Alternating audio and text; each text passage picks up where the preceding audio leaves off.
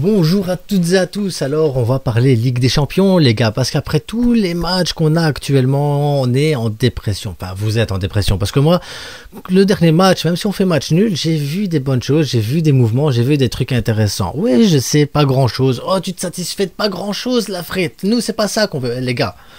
Déjà, à partir du moment où on voit certaines passes, certains trucs, certains mouvements, bon, évidemment, après la sortie d'Oriol Roméo, tu peux te dire que, ok, on arrive à sortir des ballons, on a un peu plus de maîtrise, on arrive à créer des trucs.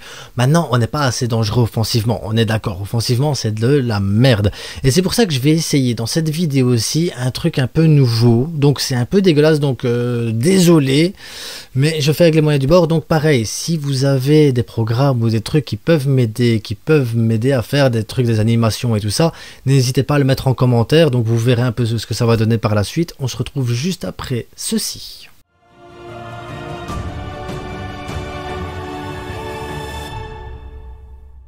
Donc abonnez-vous, likez, partagez, évidemment, c'est le plus important.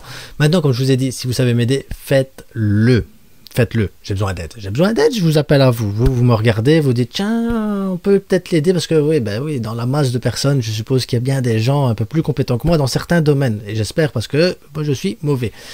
Donc, le Barça va jouer contre Porto, on se souvient du match aller, Lewandowski s'est blessé, Ferran Torres nous a sauvé la vie, malgré tout on a fait un match dégueulasse, et on se pose toujours la question à l'heure actuelle de comment on a gagné contre Porto. Ici, je ne vais pas parler 3 heures, Porto, les avantages, les points forts et tout, on s'en fout, on est nul en ce moment, c'est surtout l'animation qui va compter, donc c'est pour ça que je me suis mis sur une vidéo avec un peu plus d'animation, vous allez voir ici dans une minute, quoi, où je vais vous donner la formation directement aussi, parce que ce qu'on veut voir, c'est du beau jeu, c'est des mouvements, c'est du pressing. Ce qu'on veut voir, c'est aussi un respect, une tactique, un schéma, quelque chose qui corresponde, quelque chose qu'on arrive à voir et se dire « Ah bah oui, on va vers ça dans le futur, on va vers ça. » On voit certains schémas tactiques, on voit ce qui est travaillé en entraînement.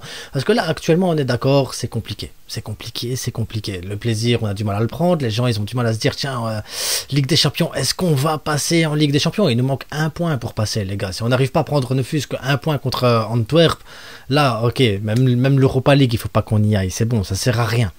Mais voilà, on va se qualifier pour les 8e, c'est sûr et certain, et puis on verra l'état de forme pour le mois de février. Là je ferai une vidéo vraiment beaucoup plus tactique où j'expliquerai voilà ce qu'on veut voir. Maintenant ici, ça va être une esquisse de ce que ça va être, parce que voilà, une petite esquisse de rien du tout.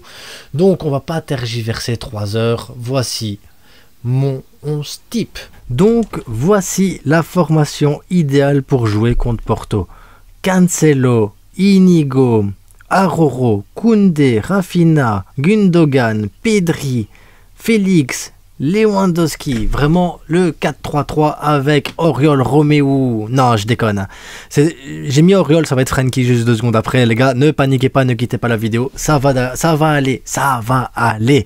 Non, j'ai voulu mettre Oriol parce que qu'est-ce qui nous a empêché de jouer correctement au dernier match contre Porto? Ça a été Oriol Roméo. Pourquoi? Parce que les attaquants pressent tes 2 défenseurs centraux, les milieux de terrain pressent tes 2 latéraux, donc aucune possibilité. Les 2 autres milieux de terrain qui jouent ici, hop, ils empêchent qu'on accède à Pedri ou à Gundogan, je sais plus c'était qui, mais c'était pas Pedri à ce moment-là, je pense que Gavi, peu importe. Et à ce moment-là, tous les attaquants sont pris. Lewandowski par 2 défenseurs, Rafinha par un défenseur, Félix par un défenseur. Et si on rejoue avec Oriol Roméo, notre pote Oriol, il va monter avec la balle, voilà, ça va être magnifique. Et qu'est-ce qui va se passer? Les milieux de terrain vont venir le presser directement comme ça. Lui, il va faire « Au secours maman, je sais pas jouer au football », hop, il va disparaître. Et une fois qu'il a disparu, on se retrouve avec donc avec 1, 2, 3, 4, 5, 6 attaquants contre 4 défenseurs. Et après, voilà, on est toujours en sous-effectif, en sous-nombre. Quand il faut jouer au football, quand il faut défendre, et oui, on ne sait pas faire de remontée de balle parce que la balle, elle n'arrive pas. On ne sait pas défendre parce qu'on est toujours acculé parce que l'adversaire est toujours là en plus que nous. Alors que si tu mets juste ceci, voilà, juste ceci, un petit Frenkie de Jong là, le beau petit blond, automatiquement, si ça remonte avec la balle, le Frenkie, on est dans une autre situation. On est totalement dans une autre situation parce que lui, Frenkie, il s'en fout, personne ne l'attaque, il va prendre l'espace. Donc, si on attaque la balle, lui, il est capable de se démarquer. Et à ce moment-là, hop, tu peux aller sur Pedri. Et à ce moment-là, Lewandowski fait son petit appel. Parce que Lewandowski fait son appel. Je veux la balle, Pedri. Ok, le ballon, por favor, por favor. Alors, eux, ils montent. Ils disent, ah non, on va monter. Et là, automatiquement, ça va resserrer parce que Gundogan, il va monter aussi au même niveau. Il sera au même niveau que Lewandowski. Dans sa zone, parce qu'il faut rester chacun dans sa zone. Et ça pourrait permettre à un Rafinha ou un João Félix d'aller chercher la profondeur. Cette profondeur qui nous manque, cette verticalité qu'on a besoin. Et automatiquement, ça fait but. Ça fait but. Oui, je sais, c'est simpliste comme ça ainsi dit. On pourrait se dire, non, c'est trop simple. Mais la vérité, c'est que des fois, le football, c'est pas compliqué. Bon, après ces buts, je déconne un peu, hein, c'est pas aussi rapide que ça, mais voyez l'idée un peu de profiter des espaces et d'avoir des joueurs avec la balle. Tu peux avoir un Cancelo ici qui vient dans le demi-espace, tu peux avoir Pedri qui vient un peu plus dans le milieu de terrain comme ça ainsi, João Félix qui peut s'écarter aussi, il n'y a aucun problème avec ça. Lewandowski, il peut très bien circuler là, gravité, parce qu'il y a personne dans cette zone-là, mais imaginons que Cancelo vienne dans cette zone-là, à ce moment-là, Lewandowski doit pas aller vers Cancelo, voilà. Chacun sa zone. Gundogan peut très bien aller là, Rafinha peut très bien aller là, tu peux avoir un Pedri et un Frenkie ici, et à ce moment-là, tu peux aller distribuer ou écarter dans le jeu. Et bien sûr, les défenseurs, pourquoi je fais ça? Parce que Inigo Martinez, Aroro et Koundé peuvent jouer comme ça. Si tu peux avoir ton double pivot avec Pedri et Frenkie de Jong, ce qui te permet d'avoir vraiment la possibilité de distribuer la balle, de faire tourner, il n'y a aucun problème. Et à ce moment-là, le 4-4-2, je suis désolé, mais là, les deux attaquants, ils sont pris par les trois défenseurs. À ce moment-là, lui, il est obligé de redescendre parce que t'as Rafinha qui est là, l'air de rien. Et si Rafinha, on sait bien qu'en 1 contre 1, il est pas bon. Donc à ce moment-là, il faut qu'il soit deux. Mais s'ils sont deux là, il faut qu'ils soient deux par là aussi. Donc ça veut dire que ça fait reculer celui-là aussi. Donc voilà. Et automatiquement, tu fais reculer l'adversaire. Et c'est ça qu'il faut faire, c'est faire reculer l'adversaire. Les obliger à éviter d'attaquer. Et à ce moment-là, imagine, hop, les deux là, ils sont pris. T'as Inigo ou t'as Koundé, et à ce moment-là, ils savent prendre l'espace. Et Inigo, par sa passe, il peut très bien trouver un joueur. Maintenant, hop, tu peux avoir Cancelo qui vient faire l'appel. Ça libère cet espace-là, et lui, il doit s'incruster dans cet espace-là. Hop, profitez. Inigo sait faire la passe dans ces endroits-là. Rafinha, c'est la même chose. La balle, elle est là. Ça peut très bien faire un appel. Lewandowski peut faire un appel par ici, parce que Cancelo vient faire l'appel là. Pedri vient s'écarter. Et le fait de faire cet appel dans le sens là, ça attire, parce que Gundogan va aller par là, ça va attirer automatiquement le défenseur, parce que c'est comme ça va aller ainsi. Lui, c'est un milieu de terrain, c'est pas habitué à défendre, mais ça veut dire que Rafinha a de l'espace aussi dans le dos pour aller chercher une balle au deuxième poteau. Vous voyez, l'idée c'est ça aller chercher la verticalité. Moi, j'ai aucun problème, parce que le jeu du Barça, de jouer à la passe et de faire tourner comme ça ainsi, on le maîtrise, il n'y a aucun problème. Être monotone, être lent, on sait le faire aussi.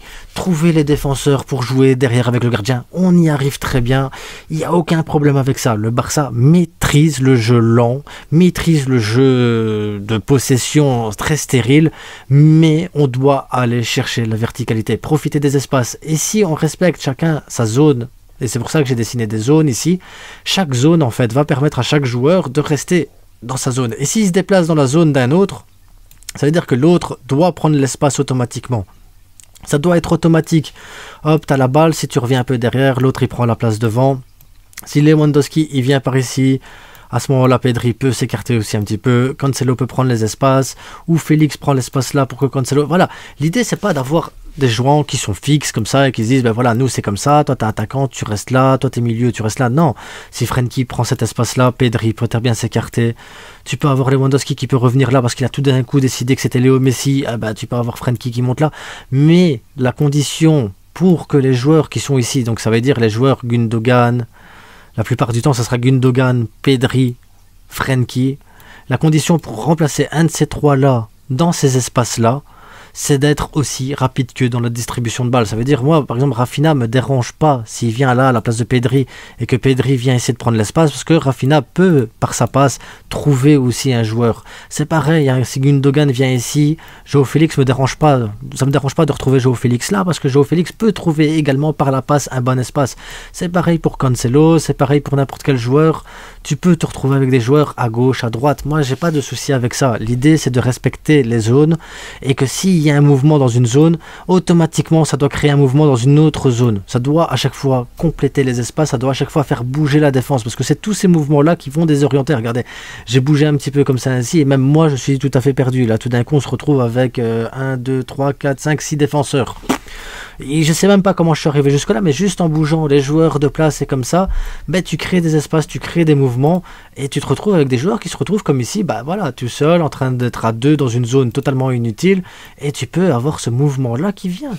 Et tout ça, ça doit être fluide. C'est ça le plus dur avec le Barça, c'est que ça doit être fluide. Tu dois avoir tout le temps du mouvement. Mais avec Pedri, avec un Cancelo, avec Frenkie de Jong, Gundogan, Inigo Martinez, João Félix, t'as tous des joueurs qui savent jouer balle au pied. Les deux seuls joueurs pour moi dans l'effectif que j'ai mis là qui ont un peu plus de mal balle au pied, c'est Robert Lewandowski et c'est notre petit défenseur ici, Aroro, j'ai eu du mal. Mais Lewandowski, les trois quarts du temps, même s'il dézone et que j'ai pas envie qu'il dézone, que d'autres joueurs prennent sa place et tout ça, ça me dérange pas. Mais dans mon idéal à moi, Robert Lewandowski doit jouer dans ces 4 zones-là, et quand la balle part en profondeur dans cette zone-là, ou qu'il y a possibilité d'aller chercher la profondeur, il doit être dans cette zone-là. Ça, c'est sa zone à lui. Il doit absolument être là le 3 quarts du temps. C'est la zone Robert Lewandowski, c'est celle-là. Parce qu'après, voilà, moi, Pedri, ça me dérange pas qu'il vienne, parce que dans cette zone-là, on peut être à 3 ou à 4, hein. Il n'y a pas de problème, je m'en fous, on pourrait être à 10 dans cette zone-là comme joueur, mais l'idée, c'est de pouvoir avoir un maximum de joueurs qui viennent ici, qui viennent déborder et qu'on puisse trouver dans les zones beaucoup plus hautes. Parce que voilà, c'est comme ça que ça doit aller au Barça, les gars. On doit aller chercher la profondeur, on doit avoir des hommes dans le rectangle et lui, il doit mettre des buts. Et pour ça, on doit le servir et pour le servir, on doit faire tous ces mouvements-là pour désorienter l'équipe adverse. Il n'y a pas le choix. Donc, dites-moi ce que vous avez pensé de l'animation. Je sais que c'est un peu bizarre parce que c'est la première fois et puis j'utilise pas le bon programme du tout. Donc, si vous avez un programme pour faire les animations, dites-le moi. Ça m'aiderait énormément parce que là, pour le moment, je suis là avec Canva à faire un truc voilà, à l'arrache. Mais si vous avez une idée, si vous avez quelque chose qui peut se m'aider, faites-le. Ça me ferait énormément plaisir. Voilà, ça c'était pour l'animation. Dites-moi ce que vous en avez pensé. Comme je vous le dis, aidez-moi si vous trouvez des programmes et tout ça, c'est super sympa. En attendant, vous inquiétez pas, on va gagner contre Porto. Moi je vois la victoire contre Porto. Je sais pas pourquoi je nous vois gagner contre Porto. Peut-être que je me drogue, j'en sais rien, qu'on a mis quelque chose dans mon café, qu'on a mis quelque chose dans mon thé, je ne sais pas. Mais j'arrive pas à imaginer le Barça perdre contre Porto. Et c'est pareil, hein, je vois pas le Barça perdre contre Atlético Madrid. À l'heure actuelle, j'arrive pas à l'imaginer, Je suis peut-être dans le déni, les gars. Peut-être que je suis dans le déni, j'en sais rien. Mais en tout cas, j'y crois encore, pas forcément en Xavi. Je crois aux joueurs, je crois à l'équipe, je crois à l'institution, je crois au Barça. Et je pense que vraiment, on va faire une belle campagne de Ligue des Champions. Je sais pas pourquoi.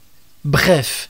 Abonnez-vous, likez, partagez et surtout, n'oubliez pas le plus important, parce que je vois que vous êtes stressés, je vois que vous êtes tendus, je vois que ça va pas les gars, ça va pas, alors que c'est que du foot.